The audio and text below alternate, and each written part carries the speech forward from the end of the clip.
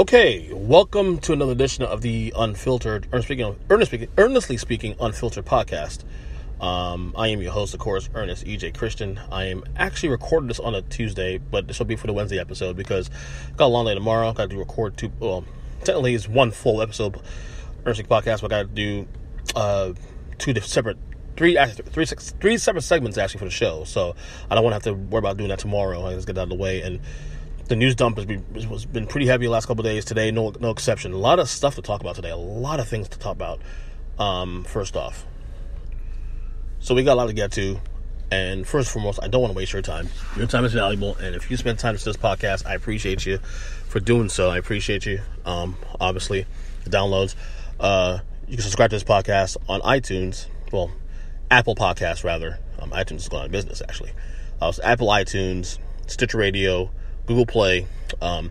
We are working on Spotify. There's an issue with Spotify recently that with this feed. I got to work on that. So hope we're working on getting it on Spotify, iHeartRadio as well too, and Run Podcast as well too. You can subscribe to that one as well, which we'll be doing tomorrow. Recording one tomorrow. So let's not waste your time right now. Okay, a lot of things to talk about today. Number one, let's get to the biggest news of the day, and obviously, I'm a New York Giants fan, so this definitely impacts me especially. But Eli Manning has been benched.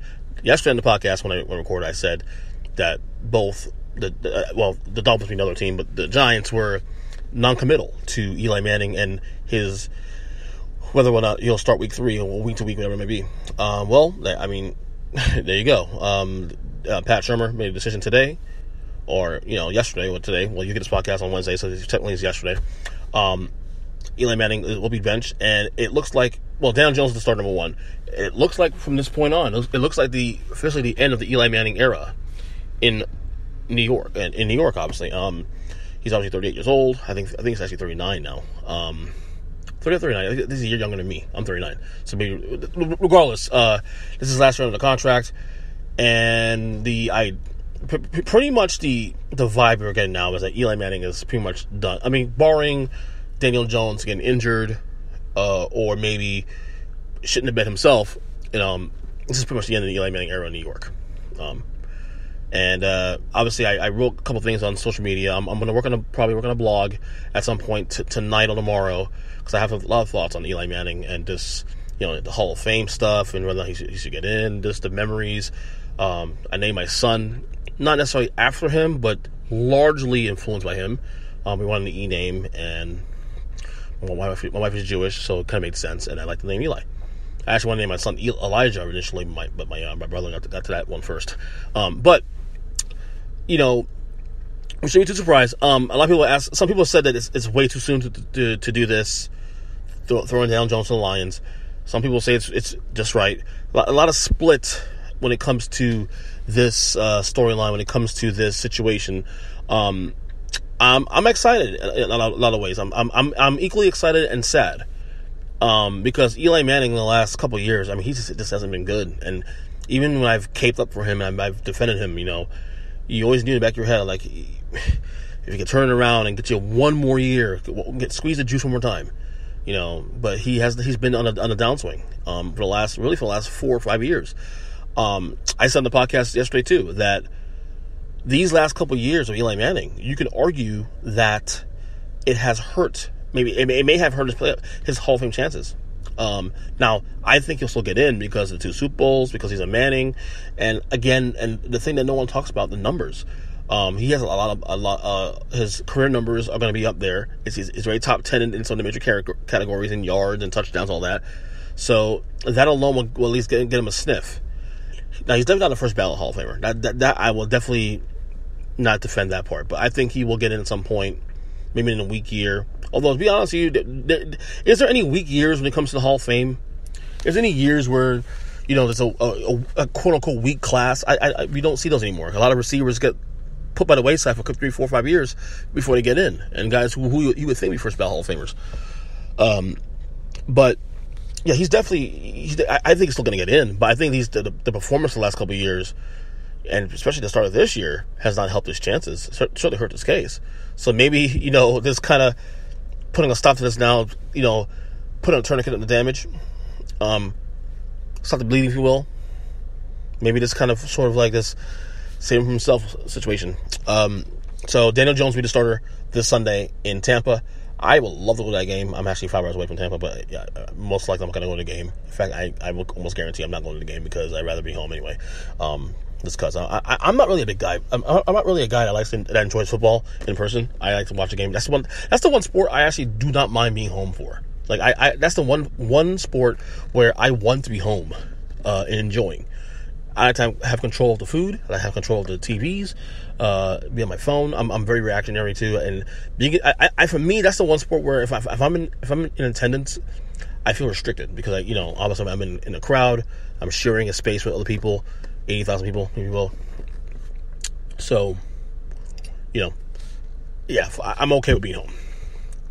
So I'm gonna look out for a blog. Hopefully next day or two, I'm gonna write my piece on Eli Manning and kind of just give him like a little bit of a send off, if you will.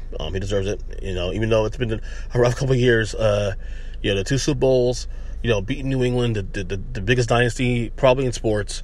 There were some good times, obviously some weird times, some strange times, Manning face, all that, but it is what it is. And this had to be done. This had to be done. I'm really excited for Daniel Jones to see what this kid can do.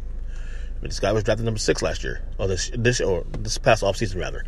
So let's see if this guy is what Dave Gettleman in the front office really claims to be. Because obviously, you take a guy this high in the draft, you have to like him a lot. So, one thing I missed yesterday on the pod was Jalen Ramsey from the Jaguars, the back. He requested a trade from the Jaguars. Now he said, apparently I saw something today that he said that to the effect that he didn't actually request it, he didn't leak it out, whatever, but he's requested a trade from the team. Yes, he just wants to win. I get that. I totally get that. He obviously he's he's a very brash guy, a very intelligent guy, a very smart guy. Enjoyed him in college in Florida State, number 1. But he requested a trade. Word is on the streets that the Jaguars want 2 number 1s for Ramsey. He's definitely a valuable piece to have on the team. He's very, very good. He's one of the best, if not the best, at his position in the league. So something to think about. Cam Newton, Panthers quarterback, horrible start to the year.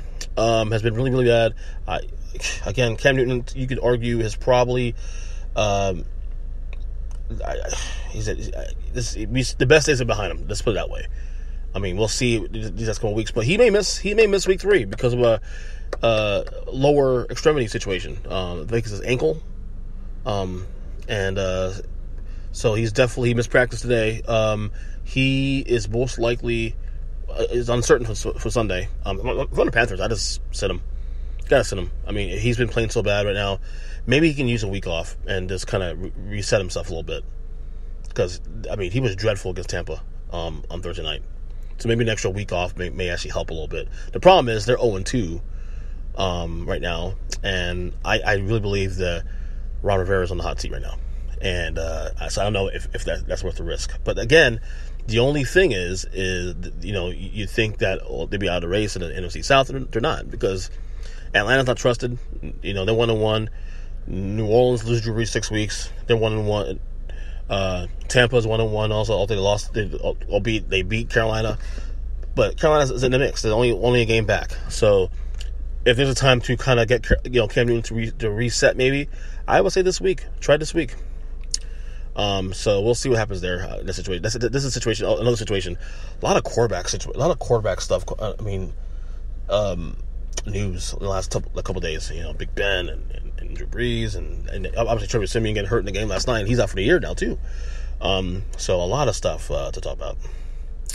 So let's get to my Tim Tebow comments. I promised you guys on the pod yesterday that I would get to the Tim Tebow situation. Last week he was on First Take, and this is basically the conversation around the California law that requires fair pay for student athletes to make money off themselves and whatnot. Very controversial, obviously, for a lot across the board. Obviously, the NCAA is against it.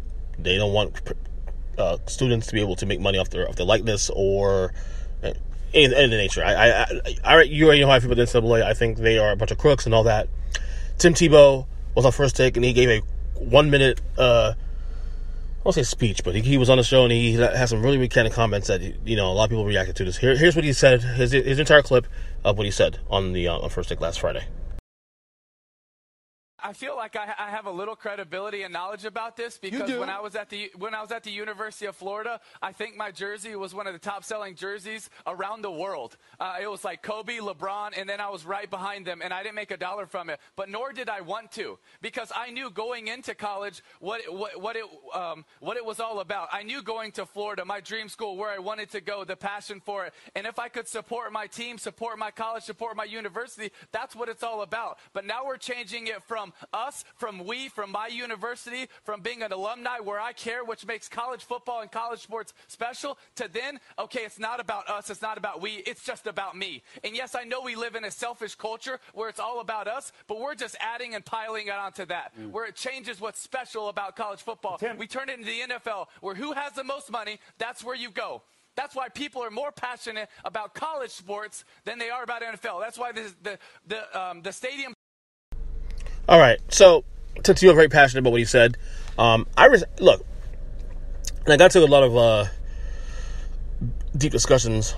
I don't say fights. I think having debates and without insult is actually not fights. It's actually debates. On social media about this, I was defending Tebow's, not so much what he said, but what I was defending Tebow on was the fact that people's reaction, the people who did not agree with Tim Tebow's take on the on that situation, on what he believes is should be so. People call him privileged and all that, and I get the fact the word privilege has been used in a way now where we look at it as almost like a slur or it's like an insult. I do think he's privileged to some degree. I think I'm privileged to some degree. Living where I live at, and being in a place, obviously being able to have the ability to do things that other people probably couldn't do in other countries, and even to people in this country. Let me just say for the record, number one, I think Tim Tebow's coming from a really honest place, a very authentic place, coming from a place of I think he believes, obviously believes what he believes, but I believe he's also very naive. I think he looks at things more from a black and white situation in terms of, it's this college, this and that, and we should just cheer for it, do it for a school and this and that, and I understand that. I understand where he's coming from, but it's a lot more nuanced now than that. People who play with him, I can't speak on. I know the people who come from harsher and different backgrounds in comparison to Tim Tebow. Now, I'm not saying Tim Tebow didn't have difficulty growing up either. Again, I wasn't in his shoes. I can't say that. What I could say is I think Tim Tebow's is coming from a place of naivete. I think he's being very naive in terms of what his expectations are. The fact of the matter is, the bigger picture here is the problem is the NCAA. Like Tim Tebow, again, I think it's coming from a place of being authentic, but I was defending the fact that people were saying that he's privileged and this and that.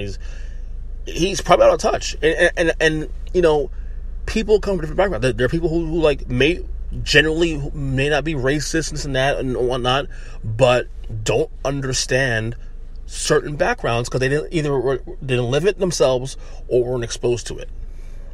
So I got a lot of discussions about that on social media over the weekend, and again, it's one of those things where I was just trying to defend the fact that we should just pull the privilege card automatically just because we don't agree with his statement. That's all I was trying to say. But in the end, the problem is the NCAA, and that's the bottom line. But you got to credit Tim Tebow for just kind of, speaking his piece and keeping it moving. What you gonna do? So that's all I wanted to say. I wanted to say the last couple of nights when I wanted to talk about Tim Tebow, but of course a lot of the news dump for football. Okay, some wrestling stuff that I want to get off my chest real quick. I'm very happy about King Corbin, Baron Corbin winning the King of the Ring. Very, very cool. As I said last couple of weeks. Now, originally I had said, actually even wrote a blog about this about a month ago when I initially started this, that I thought Drew McIntyre would have been the best choice to win King of the Ring. But I did also say that Barry Corbin would probably be the other guy I would look at too as well. And sure enough, he did win. In a great match against Chad Gable, by the way. We'll see how this goes. I mean, we'll see if this pushes. I think Baron Corbin, to me personally, is potentially the best heel in the company.